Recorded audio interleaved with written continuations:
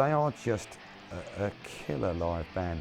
You just know that. I always wanted to take my brother to see them because he loved things like James Brown, and I always feel that James Brown, the way he used to relentlessly drive home the funk, that is so like AC/DC with the rock. That is just, they are just a, there's no bullshit with AC/DC. They're up there with the all-time greats, and even though it can be said they're not what they were, you know with AC/DC, you put them on the bill, they're going to sell out.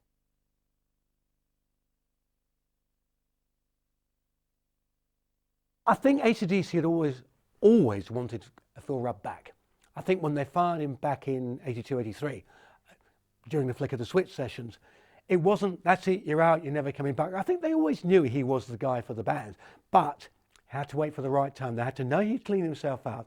They had to know he could give 100% again. And when it was obvious he was ready, there was no choice. It was a no-brainer.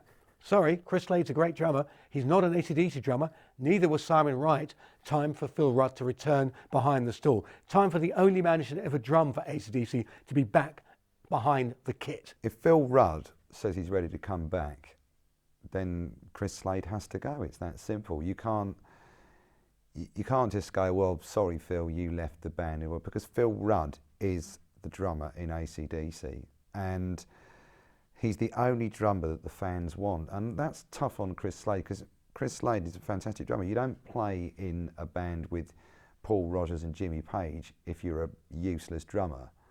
And in fairness to anyone, in fairness to Simon Wright and Chris Slade, it was never going to be the same with somebody else behind that drum stool. The story was that Malcolm Young had gone to see AC/DC while he was having his kind of drink-free sabbatical, had gone to one of the gigs.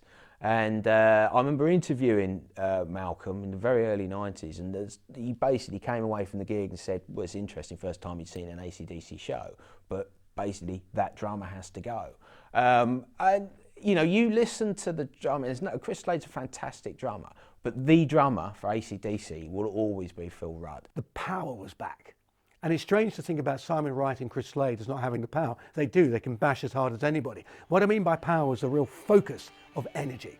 It put a smile on his face. It was funny to see because he was just he's so the perfect drummer. The guy just never plays any fills, really. He never plays any sort of fancy stuff. He just drives it home. It's just perfect. He's just rhythmically so solid. He is I would say, could be the greatest rock drummer of all time.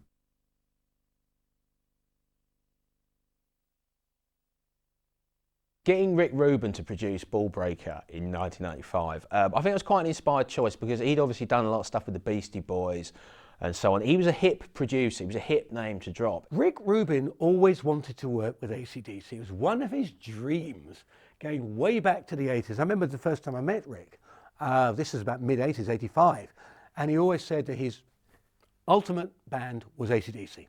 That's the band he wanted to work with.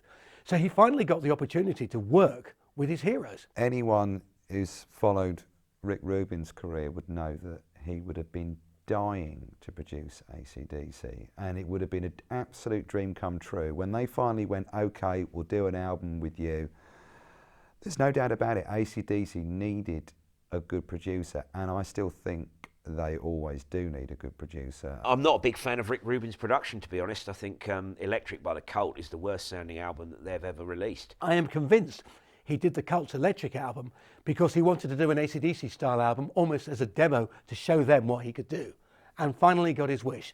And it has to be said, he did a very good job. I think Ballbreaker's quite a good album, actually, and I think Rick Rubin does bring something. He brings his own thing into it, whatever album he's working on, whatever artist he's working on, whether that's AC/DC or Johnny Cash, he brings his own thing. What Rick Rubin did is basically what Rick Rubin does best, and that is stand back, let the band sort it out, and to get the sounds that they wanted. I don't think, in all honesty, he did a great deal. I think he was probably delighted to be asked to work on an AC/DC album and was a huge AC/DC fan, but he didn't do very much at all. Rick Rubin obviously knows what rock is all about, and I would say that was very much a return to form, a late sort of Indian summer. It was great to see them making a record that everybody liked as much as that. I think it's the best album since For Those About to Rock. The passion was back. you could feel that they were flowing again. You can feel the blues rock, dirty riffs were getting back in groove. You can actually sense that they wanted to make music again. And I think a lot of the 80s was spent making records because, well, that's what we better do because we don't know what else to do. Suddenly with Ballbreaker, with a producer in there who understood them and wanted to work with them and was a big fan, it brought out something from them again. I think that Rick Rubin got a lot out of them, but I bet he was nervous when he was recording with them, because I'm sure you don't really tell Malcolm Young how to sort of get a guitar sound, or Phil Rudd how to, you know, do you want to play to a click track? I think Phil Rudd would probably break a snare drum over your head if you said that to him. And I think even someone as famous, successful and fated as Rick Rubin, I bet he had a little queasy feeling in the pit of his stomach the first day at the office on that one. AC/DC sounded excited again, excitable. They really seemed to be enjoying themselves. There's almost a smile on the tracks. And it was for the first time since For Those About to Rock, you really felt that they wanted to make an album. Ballbreaker got them back in that direction. You could hear the beginnings of that with Ballbreaker.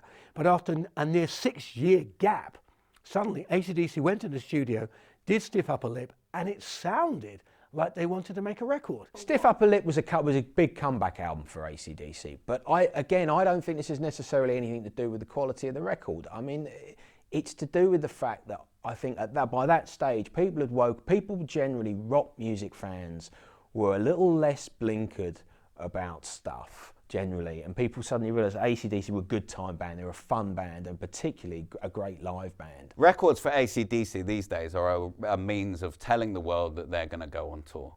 That's as simple as that. The world isn't waiting for the next AC/DC album, and hasn't been for 25 years.